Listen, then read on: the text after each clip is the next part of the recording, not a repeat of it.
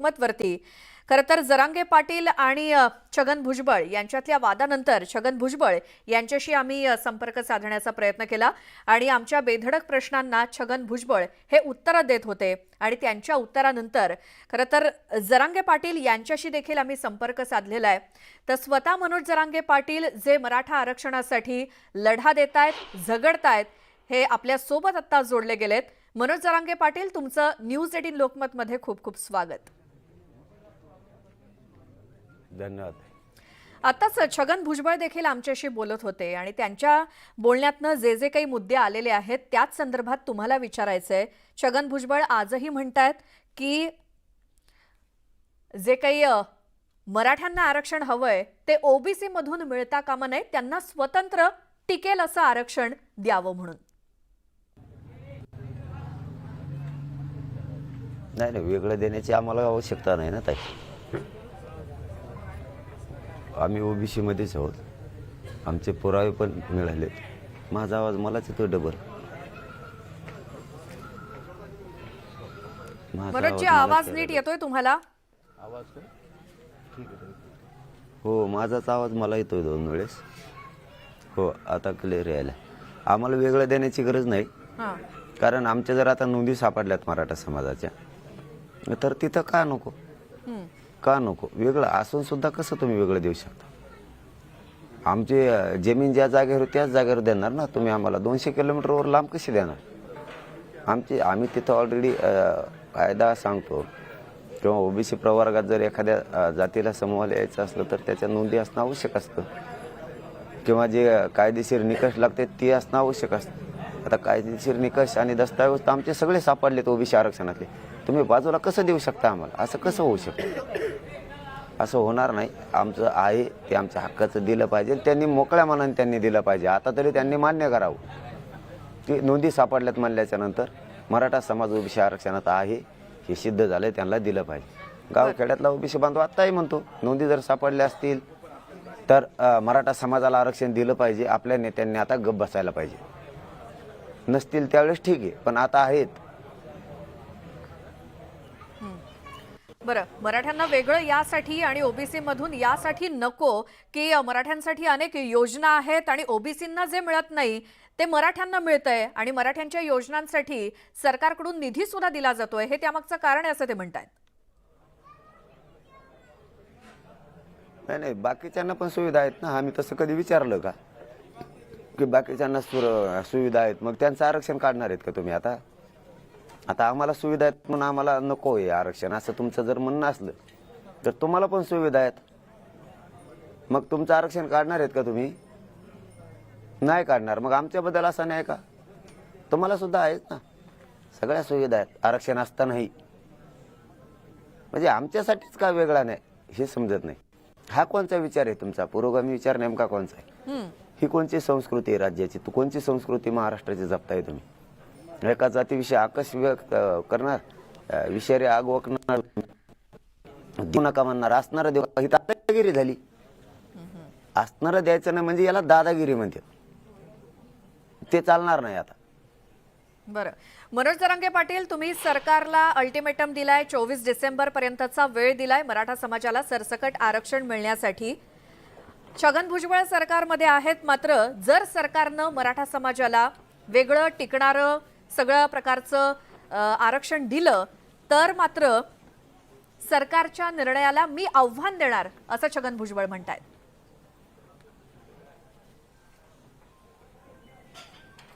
आव्हान काय देणार? आव्हान बसतच नाही ना। ओबीसी आरक्षणात आरक्षण दिलेलं चॅलेंजच होत नाही, आणि जर आमचं चॅलेंज होणार असलं तर सगळ्याचं चॅलेंज होऊ शकतं। ओबीसी आरक्षण हे चॅलेंज होऊ शकत नाही। तुम्ही वेगळा प्रवर्ग बनवला तर एखाद्या वेळेस चॅलेंज होऊ शकतं असा अंदाज आहे, परंतु ओबीसी आरक्षणातलं आरक्षण जर दिलं आणि ते जर चॅलेंज झालं, कशाच्या आधारावर चॅलेंज केलं, मग तर बाकीच्यांचंही होऊ शकतं। आम्हाला जर ओबीसी आरक्षणात आहोत आम्ही, बाहेर तुम्ही काढलं चॅलेंज करून, आमच्याही लक्षात येईल आपण जर निकष पार करून बाहेर निघू शकतो तर यांना तर कोणतेच निकष नाहीत, मग तर हे सगळेच बाहेर निघतील, ते कोठाच मोकळा होईल सगळा। मग आणि ओबीसींच्या हक्कासाठी राजीनामा द्यायची जरी वेळ आली तरी सुद्धा मी राजीनामा देईन, काही फरक पडत नाही, मंत्रिपदाचा किंवा त्या आमदारकीचा मला मोह नाही असं ते म्हणतायत. ते त्यांचा प्रश्न आहे, द्यायचा का नाही द्यायचा, का तिथंच राहायचंय का, ते त्यांचा प्रश्न आहे. त्यांनी द्यायचा का नाही द्यायचं त्यांनी ठरवायचं. आम्ही घेणार आहे, ते द्या नका देऊ, आम्हाला त्याच्याशी काही देणं घेणं नाही. द्या नाही तर आणखीन का 40 पदक गळ्यात गुंतून घेणार, आम्हाला काही देणं घेणं नाही त्याचं. बरं, मात्र आम्ही आमचं आरक्षण मिळवणार आहे. छगन भुजबळ आता एक ओबीसी नेता म्हणून आपली भूमिका मांडतायत की सरकारमधले मंत्री म्हणून, काय वाटतं तुम्हाला? तेच आम्हाला कळा ना आणखीन कोण आहेत, ओबीसीचे नेते आहेत का मंत्री आहेत, या राज्याचा पालक त्याकडे म्हणून जनतेला सांभाळतायत का जनतेच्या जीवावर पद घेऊन, कायदेशीर पद घेऊन एका जातीसाठी काम करायचंय. तर ओबीसी बांधव जर स्वतः ते ओबीसी बांधवांचा नेता स्वतःला मानतात, तर धनगर बांधवांच्या आरक्षणाविषयी त्यांचं मत काय हे पण त्यांनी सांगितलं पाहिजे ना. सामान्य धनगर बांधव त्यांना नेता मानतो, तर मग त्यांची त्या आरक्षणाविषयी भूमिका काय, त्यांनी ती सुद्धा स्पष्ट करायला पाहिजे ना. की धनगर बांधव त्यांच्या ताकदीने सभेला जातो, कार्यक्रमाला जातो, त्यांचं वर्चस्व वाढवतोय, त्यांचं वजन धनगर बांधवामुळे वाढलेलं आहे. मग त्यांच्याविषयी त्यांनी भूमिका स्पष्ट करायला पाहिजे.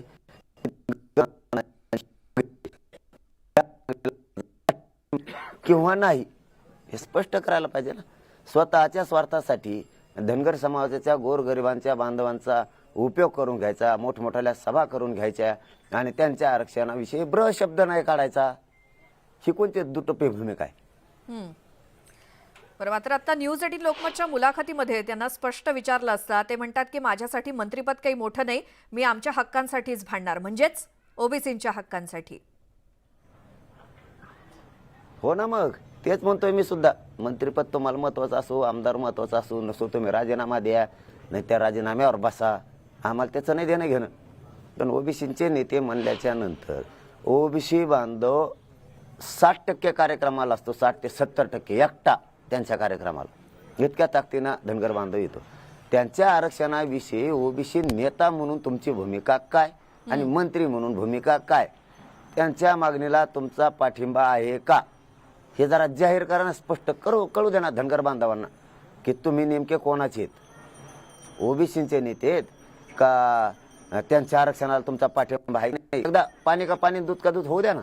तुमचा जर धनगर बांधवांच्या मागणीला पाठिंबा असला तर तुम्ही नेते आहेत, नसेल तर त्यांच्या भूमिका जी आहे, त्यांनी जी मागणी करताय, ते जे उपोषण करताय त्याविषयी स्पष्ट भूमिका करा ना. का नुसता उपयोगच करून घ्यायचा त्या गोरगरीब धनगर बांधवांचा तुम्हाला? हे असं कोणतं नेतृत्व करताय तुम्ही? पण मनोज जरांगे पाटील, तुम्ही ज्या सरकारकडे आरक्षण मागताय, ज्यासाठी तुम्ही अल्टिमेटम दिलाय, वेळ दिली आहे, त्या सरकारमधले मंत्रीच तुमच्या आरक्षणासाठी जर फॉर नाहीत किंवा समर्थन देत नाहीयेत, तर मग तुम्हाला आरक्षण मिळणार कसं? सरकारमध्ये तर सगळ्या मंत्र्यांचं एकमत झालं पाहिजे, त्याशिवाय तुम्हाला आरक्षण कसं मिळणार? सगळंच सांगणार नाही पण मिळणार, हे माझ्या शब्दावर विश्वास मिळणार. आणि 24 डिसेंबर आम्ही अल्टिमेटम नाही दिला, त्यांनी दिलेला आहे अल्टिमेटम. बरं, त्यांनीच अल्टिमेटम दिलेला आहे, तुम्हाला 24 डिसेंबर पर्यंत देऊ, आम्हाला 24 डिसेंबर पर्यंत वेळ द्या. पण छगन भुजबळ पण तर त्याच मंत्रिमंडळातले एक मंत्री आहेत. असले म्हणून काय झालं, ते म्हणतील तसंच थोडं होत असतं, कायदा म्हणून तसं होत असतं. ते काही म्हणतील तसं थोडं होणार आहे, ते म्हणतील ते होत नसतं, ते म्हणणार तसं होणार नाही. कारण कायदा आहे. तुम्हाला भावनेवर, तुमच्या दादागिरीवर कायदा बदलत नसतो. दादागिरीवर जर कायदा बदलला असता तर राज्यात वातावरणच दूषित झालं असतं. तुमची दादागिरी चालणार नाही, कायद्याच्या पद्धतीने चालणार आहे. मराठ्यांच्या नोंदी मिळाल्यात, मराठ्यांना आरक्षण मिळणार, हे काळ्या दगडावरची रेघ आहे. कितीही आडवया आणि कितीही विरोध करा. बरं, माझा कुठल्या व्यक्तीवरती रोष नाही किंवा कुठल्या व्यक्तीसोबत वाद नाही, म्हणजे अर्थात तुम्हालाच उद्देशून ते म्हणालेले आहेत की तुमच्याशी काय त्यांचा काही वैयक्तिक वाद नाहीये, पण एकमेकांवरती आगपाखड तर सुरूच असते. मी सुद्धा तेच म्हणतोय ना, मग व्यक्ती म्हणून आमचा त्यांना विरोध नाही, त्यांच्या विचाराला विरोध आहे. त्यांनी मराठ्यांच्या गोरगरिबांच्या लेकराला आरक्षण आहे 70 वर्षापासूनचे पुरावे सापडले, 1805 पासूनचे म्हणजे 200 वर्षापासूनचे पुरावे सापडले. आरक्षण असतानाही तुम्ही दिलं नाही. हा कोणचा विचार आहे तुमचा? हा कोणचा विचार आहे? त्या विचाराला आमचा विरोध आहे. काल परवा जे त्यांनी भाष्य वापरलं, जाती जाती तणाव निर्माण होण्याचं, दंगली होण्यासारखं, हे शोभतं काय का मंत्र्याला? कायद्याच्या पदावर बसायचं आणि स्वतःच कायदा पायदळी तुळवायचा आणि जाती जातीत वाद निर्माण करायचा. आत्ताही गावखेड्यातल्या ओबीसी बांधवांना वाटतंय मराठा समाजाला आरक्षण गोरगरिबांना मिळालं पाहिजे, त्यांच्या नोंदी मिळाल्यात. आपल्या नेत्यानं आता विरोधात जायला नको. आत्ताही ग्रामीण भागात आम्ही अडचणीला एकमेकाच्या उभा राहतो, दोघंही एकमेकाच्या. आम्ही साधे लग्नाला जरी चाललो तरी एकमेकाला 50-50 रुपयाचं पेट्रोल गाडीला टाकून जातात. आताही एकमेकाला पाणी जरी द्यायचं असलं, कोणाचे मोटर जळाले असले तर एकमेकाला पाणी देतात. इतकाही आत्ता आमचा गाव खेड्यातल्या ओबीसी बांधवांचा आणि मराठा बांधवांचा जीव आहे. विनाकारण हे राज्यात वातावरण दूषित करायला लागले तर वातावरण खराब करायला. मी रात्रंदिवस ताई फिरतोय महाराष्ट्रात शांततेचं आवाहन करण्यासाठी. हे काम शासनाचं आणि प्रशासनाचं असतं ताई, की राज्यात शांतता राहावी म्हणून हे पोलीस बांधव ते बंदोबस्त देऊन शांतता ठेवत असते. मग ते यात्रा असो, कोणाचा मोर्चा असो, कोणाचं काही पण असो, ते काम आम्ही रात्रंदिवस हिंडून करतोय. रात्रंदिवस की समाजाला सांगतोय. दिवसा वेळ पुराणा म्हणून आम्ही 4 वाजेपर्यंत पाठ लोकांना सांगतोय की शांततेत राहा. तर सरकार आमच्यावरच गुन्हे दाखल करायले. आम्ही शांततेचं आव्हान बी नाही करायचं का? हे तर तुम्ही करायला पाहिजे. त्यांनी तर वातावरण दूषित करून ठेवलं राज्यात. आता आमच्याच लोकांवरती, त्या साताऱ्याच्या लोकांवरती, सांगलीच्या, नांदेडच्या, कल्याणच्या, मुंबईच्या लोकांवरती तुम्ही गुन्हे दाखल करायला लागला. ही काय सरकारची काय भूमिका आहे नेमकी? तुम्ही त्यांना पाठबळ द्यायलात काय? बरोबर आहे. पण आता मनोज जरांगे पाटील यांच्या ज्या मागण्या आहेत त्या सातत्यानं बदलत आहेत असा छगन भुजबळांचा आरोप आहे. कारण ज्या वेळेला तुमचं आंदोलन सुरुवातीला म्हणजे अगदी अंतरवाली सराटीतलं सुरू झालेलं आंदोलन, तेव्हा तुमच्या मागण्या वेगळ्या होत्या. फक्त मराठवाड्यातल्या मराठ्यांसाठीचं आरक्षण तुम्ही मागत होतात. आता मात्र संपूर्ण राज्यभरातल्या मराठ्यांसाठीचं आरक्षण मागतायत. त्यामुळे मागण्या सतत बदलतायत असं म्हणतायत भुजबळ. त्यांना काय वाईट वाटतं एवढं? महाराष्ट्रातला मराठा त्यांच्या कामाला येत नाही का कधी? का असं असतं का कुठं की मराठवाड्यातल्याच मराठ्यांना द्यायचं आणि बाकीच्याला द्यायचं नाही? असा रूल आहे का कुठं काही की जर मागणी आपण मराठवाड्याची केली तर त्यानंतर बदलायचं नाही असं संविधान सांगतं किंवा कायदा सांगतो? असं कुठं लिहिलेलं आहे का? तुम्ही किती बदललात? अगोदर मराठ्यांचे मतं घेतले, आता मराठ्यांच्या विरोधात गेलात. तुम्ही पण बदललातच ना. तुम्ही कोणते एक विचारी राहिला? पुरोगामी विचार दुसऱ्यांना सांगायचा, बहुजनांचे नेते म्हणून मिरवायचं, राज्याचं पालकत्व जनतेचं काम करायचं म्हणून स्वीकारायचं आणि एका जातीसाठी काम करायचं. तुम्हाला हे शोभतं का? आणि मी कोणची भूमिका बदलली तुम्हाला माहिती आहे का? याच्यातलं काहीच नाही. विनाकारण इतक्या अनुभवी व्यक्तीनं असं काही पण बोलायचं नसतं. मराठवाड्यातल्या मराठ्यांचं पूर्वी आरक्षण होतं ते द्या, नोंदी सापडा आणि त्याच नोंदीच्या आधारावर अहवाल बनवून महाराष्ट्रातल्या सरसकट मराठ्यांना आरक्षण द्या, अशी आमची भूमिका होती. बरं, जर तिकडं नोंदी सापडत नसतील तर मराठा आणि कुणबी एकच आहे, याच अहवालावर कायदा पारित करा, ही मागणी सरकारची. माहीत नाही काय नाही, उगाच कुंकड बोलायचं आणि परत म्हणायचं आम्हाला बोलतात. इतक्या अनुभवी नेत्यानं, इतका उंचीचा नेता, इतका 30-32 वर्षे 35 वर्षे राजकारणाचा अनुभव, अशा माणसानं कधीच जातीवादाबद्दल बोललं नाही पाहिजे. एखाद्या आमच्यासारख्या सामान्य लोकांना बोलणं ठीक आहे की अनुभव नाहीये, बोलले असतील. तुमच्यासारख्या अनुभवी माणसाने जाती जाती तेढ निर्माण व्हावं असं बोलावं, जाती जाती सगळ्या जमा करायच्या आणि त्यांच्या मनात विष पेरायचं आणि मग त्याच्यातून दंगली घडवून आणायच्या. हे तुमचं पुरोगामित्व, ही तुमची उंची, हे पक्ष चालवता तुम्ही. असा एका पक्षाची लिडरशिप करायची, एका पक्षाचा बडा नेता म्हणून राहायचं आणि त्या पक्षाची प्रतिमा मलिन राज्यात करायची, ही भूमिका तुमची. तुम्ही जरी बोलत असताना मी नेता आहे, तुमच्या पक्षाची प्रतिमा मलिन होती तुमच्यामुळं ओबीसी सामान्य बांधवाची सुद्धा प्रतिमा मलिन व्हायला लागली. ओबीसी बांधवांना वाटतं विनाकारण यांच्या मराठ्यांच्या नोंदी सापडलेल्या असतानाही हे विनाकारण वातावरण दूषित करायला लागले. ही गैरवापर करताय काय तुम्ही पदाचा? गोरगरीब मराठ्यांच्या त्या बीडच्या लोकांवरती गुन्हे दाखल व्हायला लागलेत विनाकारण त्यांच्याचमुळं. काय केलं त्या लोकांनी तुमचं? ठीक आहे, ज्यांनी केलं त्याचं समर्थनच करत नाहीत आम्ही, त्यांच्यावरती तुम्ही कारवाई करा. बाकीच्या लोकांवरती का कारवाई करताय तुम्ही? तिथले एसपी सुद्धा विनाकारण लोकांना त्रास द्यायला लागलेत. काय कारण आहे त्यांचा त्रास द्यायचं? बरं. गृहमंत्री मोठे आहेत का ते मोठे आहेत? गृहमंत्र्यांनी सांगून सुद्धा जर ते आमच्या लोकांवरती अन्याय करत असतील, हे चांगलं नाही. जालना जिल्ह्यातले सगळ्या पोलीस अधिकाऱ्यांच्या चौकशा सोडून त्यांना बढत्या द्यायला लागला तुम्ही. म्हणजे सरकारच जाती तेढ निर्माण करायला भाग पाडताय का काय, अशी या मराठा समाजाला शंका यायला लागली. तुम्ही जे वातावरण राज्यात दूषित करायला लागले त्यांना सरकार म्हणून तुम्ही पाठबळ द्यायलेत का? त्यांना पाठबळ द्यायला तुम्ही तर सरकारनं, मुख्यमंत्र्यांना आणि दोन्ही उपमुख्यमंत्र्यांनी समज द्यायला पाहिजे त्यांना, की तुम्ही असा जातीय तेढ निर्माण का करताय. परंतु सरकार त्याच्यावर ब्र शब्द बोलत नाही. आमच्यावरती आम्ही शांततेत आंदोलन करतो, आमच्यावर गुन्हे दाखल करताय. याचा अर्थ असा व्हायला लागलाय, मराठ्यात रोष निर्माण व्हायला लागलाय की सरकारच यांना पुढे घालून पाठबळ देत आहे. हे खरं आहे ताई, मी सांगतोय ते. सरकारने आणखी तरी शांततेची भूमिका घ्यावी. आम्ही शांततेचं आवाहन केलेलं आहे. ही गोष्ट छगन भुजबळांपर्यंत आणि सरकारपर्यंत तर पोहोचतेच आहे.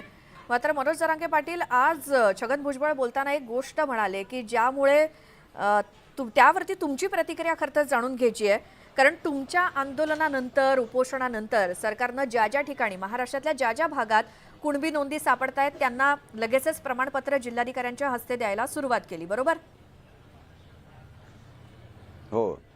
मात्र हा जो काही जो दस्तावेज तपासण्याचं काम आहे किंवा नोंदी शोधण्याचं काम आहे, ते इतकं पटापट कसं काय होतंय? इतक्या नोंदी पटापट कशा काय सापडतायत? याच्यावरतीच ऑब्जेक्शन घेतलंय भुजबळांनी किंवा आक्षेप घेतलाय की इतक्या नोंदी पटापट कशा काय सापडायला लागल्यात? त्यांचा धंदा तसला आणि पहिल्यापासून सहन होत नाही ना. तुम्हाला पटापट आरक्षण दिलं, आम्ही काही म्हणलो का? तुम्हाला तर एका शासन निर्णयावरच दिलं. कसला सर्वे फरवे काय नाही. आमच्या पटापटा सापडायला लागले का दुखलं पोट. काय झालंय तुम्हाला नेमकं? तुम्हाला नेमकं काय झालंय? तुमच्या इतक्या बुद्धीमध्ये का अविचार यावा? पटापटा सापडल्या म्हणून काय झालं? तुम्हाला कसं पटापटा दिलं सगळ्याला? आम्ही कधी म्हणलो का मराठी 30-40 वर्षात तुम्हाला का पटापटा दिलं म्हणून? आमच्या नोंदी सापडायला लागल्यात पटापट, तर तुमचं का पोट दुखायला लागलं? आहेतच म्हणून सापडणारच ना. काय ऑब्जेक्शन घेताय तुम्ही? कसलं घटनेच्या पदावर बसताना कसलं आपले ऑब्जेक्शन घेताय तुम्ही? तुम्हाला समजलं पाहिजे की कायद्यात तुम्ही येत, संविधानाच्या पदावर तुम्ही बसलात. तुम्हाला हे समजायला पाहिजे पटापटा सापडल्यात म्हणजे आहेत. उलट तुम्ही असं म्हणायला पाहिजे पटापट सापडा आहेत त्या. उलट आम्हालाच मनुष्यबळ कमी पडलंय. आम्ही सरकारला 2 वेळेस विनंती केली, जिल्ह्यात तुम्ही मनुष्यबळ वाढवा. मराठवाड्यात कमी नोंदी सापडायला लागल्यात, त्याचं कारण फक्त एकच आहे की इथं मनुष्यबळ कमी. बरं, या नोंदी शोधण्यामध्ये कर्मचाऱ्यांवरती मनुष्यबळ दबाव वाढवा. टाकला जातोय का, असा देखील आरोप होतोय. आता त्यांच्यावर कोणी दबाव टाकलाय? आणि तर आमच्याजवळ कुठं फोन आहे त्यांचा दबाव टाकायला?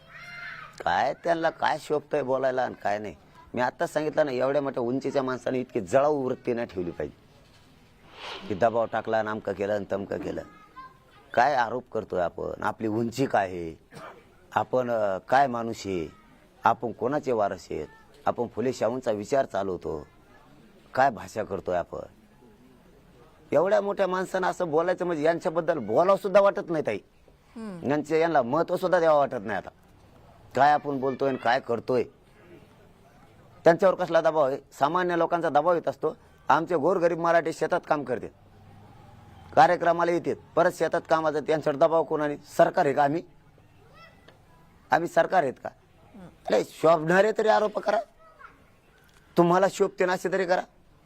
इतकं बी खालच्या थराला जाऊ नका की सामान्य लोकांनी सुद्धा तुम्हाला आता विसरून जावं. इतक्या खालच्या थराचे विचार ठेवू नका. गोरगरिबांच्या नोंदी सापडल्यात तर उलट एकदाच्या सापडू द्या म्हणायला पाहिजे सगळ्या, आणि देऊन टाका त्यांना आरक्षण. आणि जे राहिलेत मराठीत त्यांना बी कायदा पारित करून देऊन टाका. का बरं असं मोठं म्हणणं आहे तुमचं? खायला बरं जमतं सगळ्याचं आरक्षण.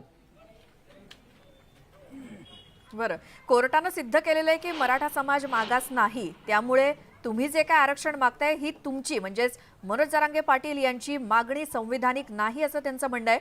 कारण ओबीसींना मागासलेपण किंवा ओबीसींचा मागासलेपण प्रूव्ह करायला किंवा सिद्ध करायला वर्षानुवर्षे लागतात, तर मग मराठ्यांचं मागासलेपण सिद्ध कसं काय लगेच होणार? मग वर्षानुवर्षे झाले ना. मी तिथंच येतोय परत. इतक्या अनुभवी माणसानं इतका आकाश ठेवून बोलणं, विषारी बोलणं चांगलं नाही. वर्षानुवर्षच लागलेत आम्हाला मागास सिद्ध व्हायला. 40-42 वर्षे गेलेत आमचे मागास सिद्ध होण्यासाठी. हे परवा दिवशी नाही झालं. तुमच्यासारखं उठलं आणि भासकून आरक्षणात घुसले.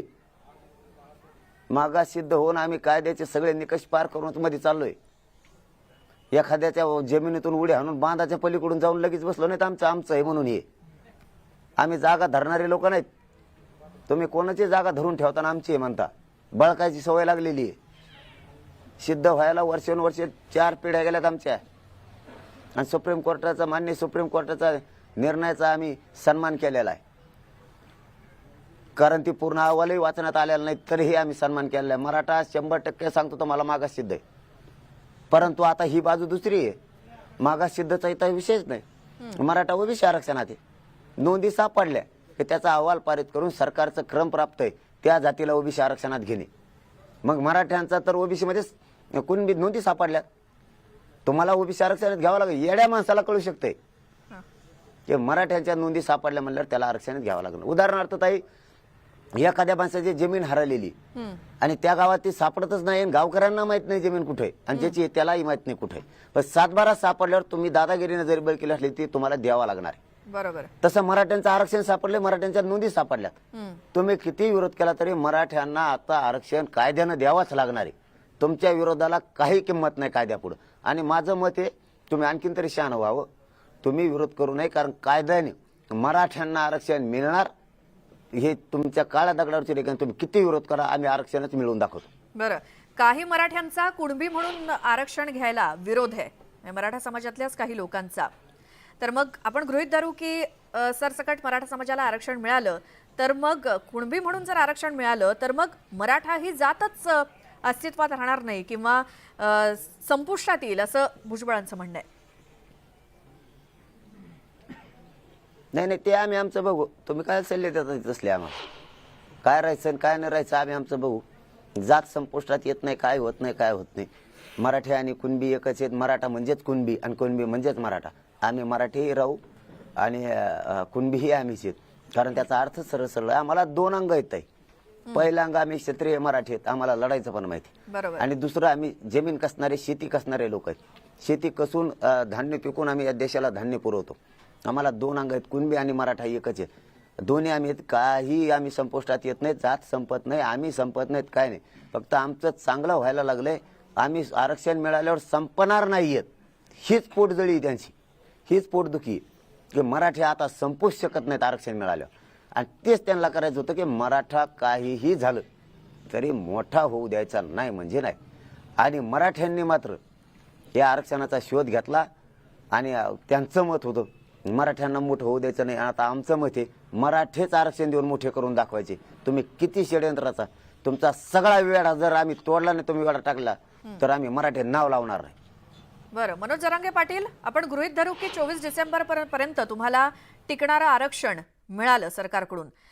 पण लोकशाहीमध्ये हक्क आहे की एखाद्या कुणालाही सर्वसामान्य माणसांवर, तो कुणी नेता असू दे, मंत्री असू दे, तर सर्वसामान्य नागरिक असेल तर सुप्रीम कोर्टाच्या निर्णयाला सुद्धा ती व्यक्ती आव्हान देऊ शकते. आणि तसं आव्हान जर जसं भुजबळ म्हणतात तसं त्यांनी दिलं तर मग तुम्ही पुढे काय करणार? हा संघर्ष असाच चालू राहणार का? किती दिवस? ओबीसी आरक्षणाला चॅलेंजच करता येत नाही. जर ते आमचं चॅलेंज तिथलं होत असेल तर त्यांचं सुद्धा होऊ शकतं. ओबीसी तुम्हाला वेगळा प्रवर्ग जर बनवला एनटी व्हीजेंटी सारखा किंवा 50% वरचा एसीबीसी किंवा ESBC सारखा प्रवर्ग बनवला तर कदाचित, मला त्यातली जास्त माहिती नाही परंतु माहितीप्रमाणे सांगतो, कदाचित तो चॅलेंज करता येऊ शकतो. पण ओबीसी आरक्षण, या ओबीसी आरक्षण चॅलेंज होत नाही. कारण ते कायद्यानंच, घटनेतून कायद्यानं दिलेले, त्यामुळे ते चॅलेंज होत नाही. ते कायदेशीर आहे, ते बेकायदेशीर नाही आहे. आणि जर आमचं ओबीसीतलं आरक्षण चॅलेंज होणार असलं तर बाकीचे सगळे चॅलेंज होऊ शकते, सगळ्याचे सगळे. याचं सुद्धा त्यांनी लक्ष ठेवावं. बरं, मनोजजी, मगाशी हाच प्रश्न आम्ही छगन भुजबळ यांना देखील विचारला की हा सगळा इतका गोंधळ सुरू आहे गेले कित्येक महिने, मराठ्यांच्या आरक्षणासंदर्भातला तुम्ही उपोषण करताय, आंदोलनं होत आहेत, तुम्ही सभा घेताय, मात्र या सगळ्यामध्ये शरद पवार मौन बाळगून का आहेत?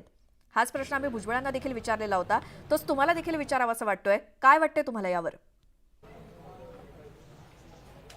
आता मला काय माहिती का म्हणून बसलेत गप, त्याचं उत्तर मला कसं देतं? ते का गप बसलेत, कशामुळे बसलेत आणि कोणता पक्ष बोलतोय?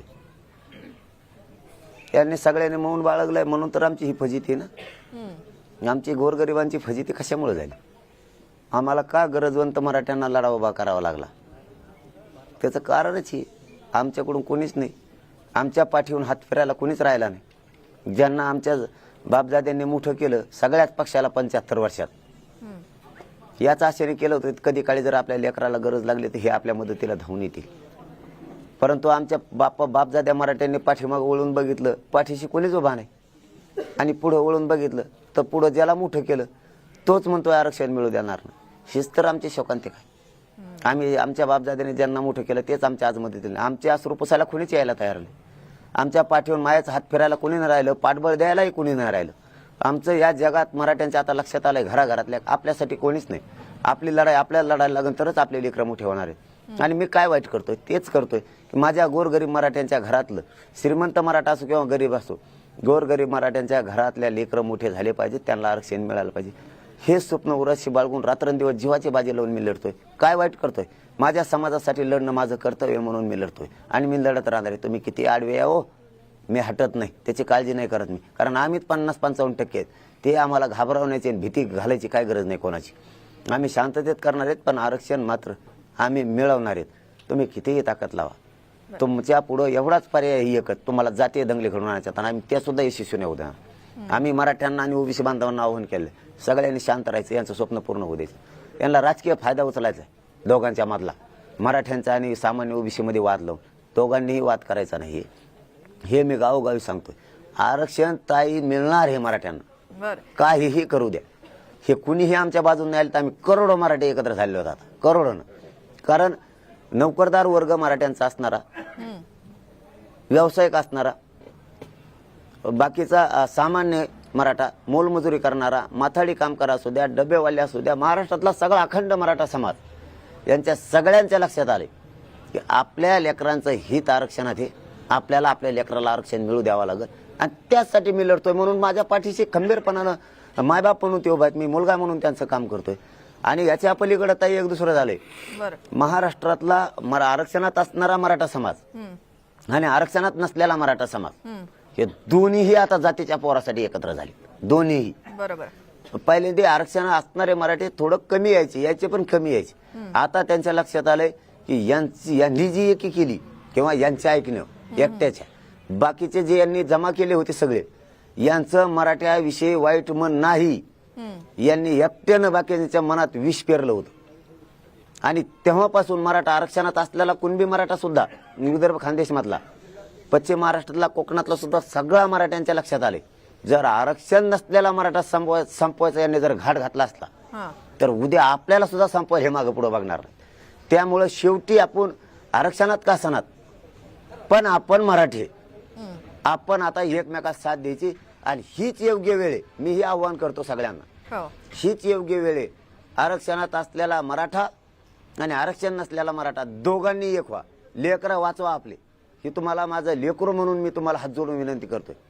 आणि याला प्रतिसाद मराठा समाजाने इतका दिलाय ताई की जिथं काय कार्यक्रम असेल तिथं नोकरीला त्या दिवसा थांबून रजा देऊन लोक कार्यक्रमाच्या ठिकाणी दिवस रात्र थांबायला. मी कधी येऊ तोपर्यंत समाज, महिला सह बसल्याला सहकुटुंब लोक यायला लागले. म्हणजे आमचे सगळे आरक्षण असलेले मराठी आणि नसलेले मराठी, हे आमच्यासाठी खूप आनंदाची बाब आहे. आणि दुसरी ताई याच्या बरोबरच 1 मिनिट घेऊन सांगतो. दुसरी आनंदाची गोष्ट अशी झाली की आमच्या जातीला खूप हिणवलं जायचं, अपमान केला जायचा. ही खेकडेवणी जाती, ही एकमेकाला खाली ओढते, ही वर जाऊन देत नाही, ही एक होत नाही. मराठ्यांनी ताई ते सगळं मोडून काढलं.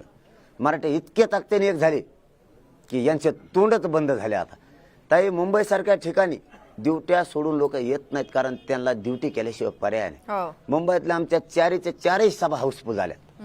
कारण मुंबईत एकच चर्चा आहे की मुंबईत या वेळेला होत नाहीत, म्हणजे आम्ही ज्या वेळेला सभा घेतल्या त्या वेळेला मुंबईत सभा होत नाहीत.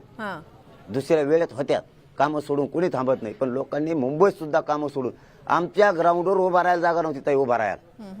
आणि ही यांना हे खटकते. आता हे कशामुळे झालंय यांनी आकाशानं जातीयवाद ते निर्माण करायचा प्रयत्न केल्यामुळं उलट आमचं बळ वाढलं। करा म्हणा तुम्ही कवर बे, आमची मजबूत एकजूट व्हायला लागली, मजबूत, आणि आता तर झालीच। आता आम्हाला कोणी रोखू शकत नाही। पण तुम्हाला शब्द आहे आणि महाराष्ट्राच्या जनतेला सुद्धा आहे, आणि हात जोडून आव्हान करतोय मी जनतेला, अजिबात कोणी उद्रेक करायचा नाही। हे शांततेचं ब्रह्मास्त्र कोणालाच पेलत नाही। या शांततेच्या आंदोलनानं मराठा आरक्षण निर्णयाच्या प्रक्रियेत आलं। तुम्ही फक्त शांत राहा, संयम धरा, अपमान पचवा। मी सुद्धा पचवलाय। यांनी इतक्या खालच्या दर्जाच्या टीका केल्या तरीही मी अपमान पचवलाय।